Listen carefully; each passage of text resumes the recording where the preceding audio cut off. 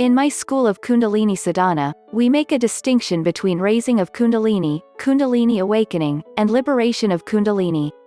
Rising is just the initial stirring or arousal of Kundalini and often happens spontaneously or as a result of Shaktipat, transmission of grace.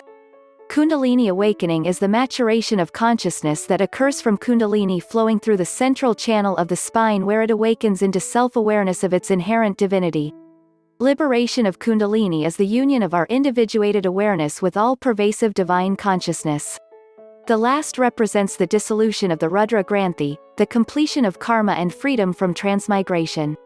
But I think the idea of enlightenment as a goal is a misunderstanding. It's like saying there's an upper limit you can attain and then you can retire and you don't have to work anymore. That's not spirituality, IMHO. What a great question. I've been wondering about the connection for years, and nobody seems to be able to give a satisfactory answer. They just give non-answers.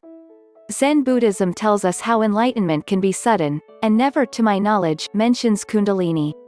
Kundalini Yoga pursues the raising of the Kundalini, but those that have success don't seem to be of the same ilk as the enlightened Zen masters. I was skeptical about Kundalini until I was awoken one night by something like bullets shooting up my spine and emerging out of the top of my head, with a frightening whooshing noise. Now I know, the only way one can ever know, that the Kundalini is real, regardless of the skepticism of those that have never had such an experience just as I hadn't up to that point. But I wouldn't say it's conferred enlightenment upon me. It was just an incomprehensible frightening experience I'd prefer not to repeat. Beats me how the Zen masters got away without having to go through that ordeal. Kundalini is energy, life energy, and the minute you begin to work with energy in a structured way, it begins to rumble around. It is this rumbling that is known as Kundalini awakening, even though technically speaking Kundalini is always awake. If you keep on working with yourself, the energy, Kundalini, will eventually flush you out and you will wake up to something. This waking up is what is traditionally known as liberation, moksha, samadhi. The Western word for it, enlightenment, actually belongs to Christianity. You may be surprised to discover that enlightenment, in Tantra, the father of Kundalini, is actually quite simple and quite attainable.